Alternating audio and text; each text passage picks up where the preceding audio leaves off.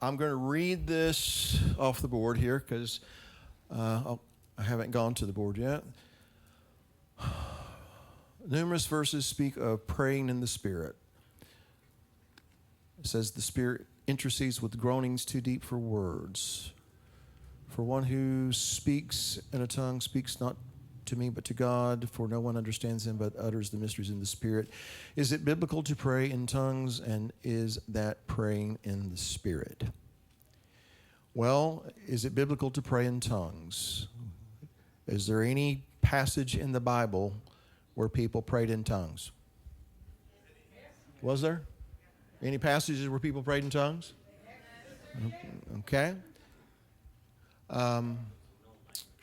Praying in the Spirit.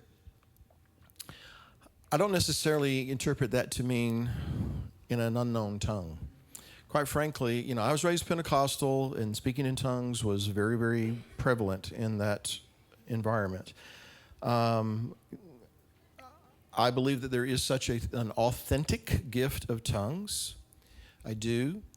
I am not one who believes that in Acts chapter 2 that was promoting speaking in an unknown tongue, because it says that they were speaking in every tongue under heaven, speaking in languages that were known to people, and that, according to what Paul writes, is because it's used as a sign to the unbeliever.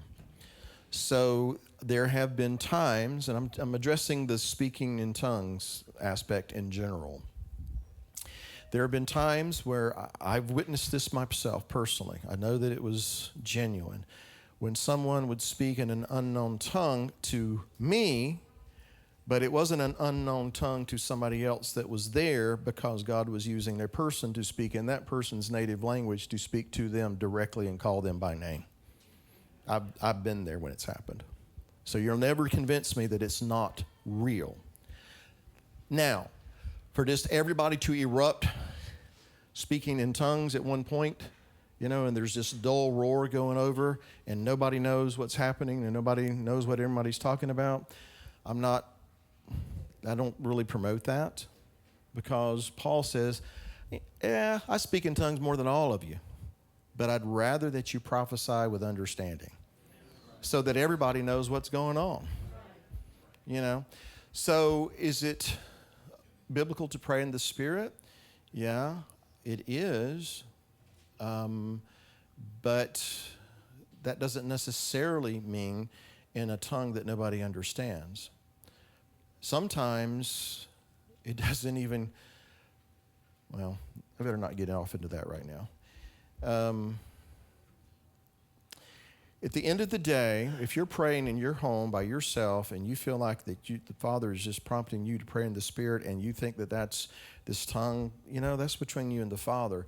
But in a congregational setting like this, there needs to be order, there needs to be understanding, there needs to be edification.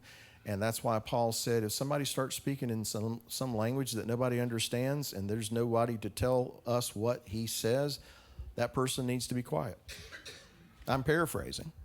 But why? Because there needs to be order. It doesn't need to be chaotic. So anyway, I hope I didn't ramble too much. Is it biblical to pray in tongues? Well, define tongues. Okay? And is that praying in the Spirit? It could be, but there's been times I felt an unction by the Spirit of God, and I didn't pray in another tongue. I prayed in English, because that's the language that he speaks to me in. So anyway, I hope that's clear as mud. No, I hope it was clear, actually. So I don't want to say, or don't want to come across as that I'm not, that I am against speaking in tongues. I'm not. I grew up in that. But I'm also an advocate for making sure everything's done decently and in order. And at the end of the day, there is edification, there's exhortation, and there's understanding.